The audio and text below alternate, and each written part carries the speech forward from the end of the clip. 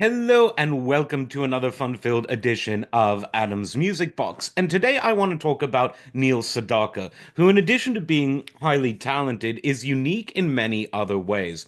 The first and foremost, and that which matters most to me, is that in an age of star singers who tended to sing songs coming out of Tin Pan Alley or other sort of well-known independent songwriters who were sort of just a mill churning out amazing music for people to sing, most of Neil Sedaka's hits were written by Neil, and that was the case at both the beginning, middle, and end of his careers. So already that made him unique among most of his peers. He was someone who was a songwriter, and he was classically trained. He was someone who had written many songs for others, but in the late 60s, pardon me, late 60s, in the late 50s, he broke out as a major superstar in his own right, which continued into the early 60s.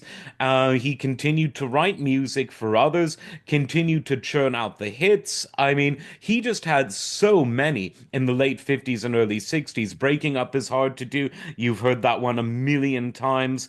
Calendar Girl, just so many.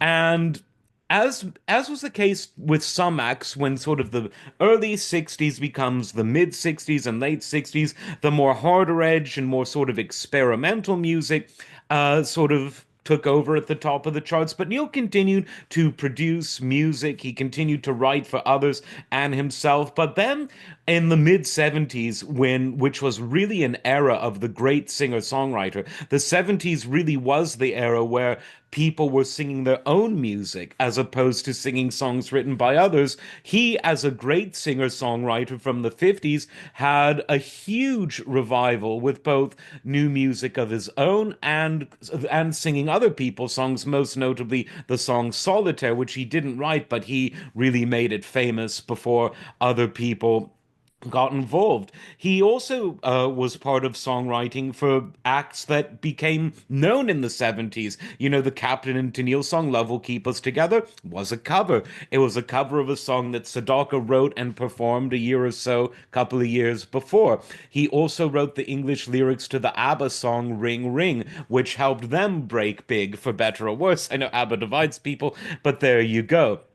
And he would continue throughout the 70s to have a prolific output of songs and of albums and of music for others. I mean, there was Laughing in the Rain, all sorts of music. And he had international hits. He had an Italian language album in the early 60s. The hits just kept on coming. And I think Neil Sedaka really ought to be remembered as someone with such a big legacy, as someone who was a musical survivor. He entered in an age of sort of the age following Buddy Holly and Elvis Presley, you know, that first or second, depending on how you measure it, generation of rock and roll. He survived through the arrival of English bands in the US and the invention of psychedelic rock, protest rock, and hard rock, revived himself in the 70s, which was an age of so many different kinds of music. There was hard rock, heavy metal, jazz fusion, experimental jazz, folk rock, country rock, southern rock, singer-songwriter music. And because singer-songwriter music was a huge component of the 70s, Neil Sedaka had that revival, but he never really went away, which shows you that good songwriting will keep your career together, if you'll pardon that horrible pun.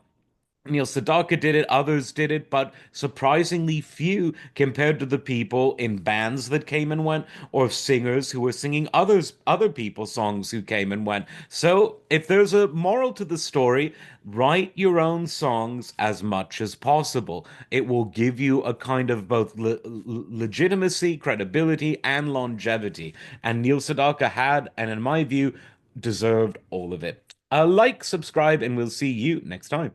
Take care.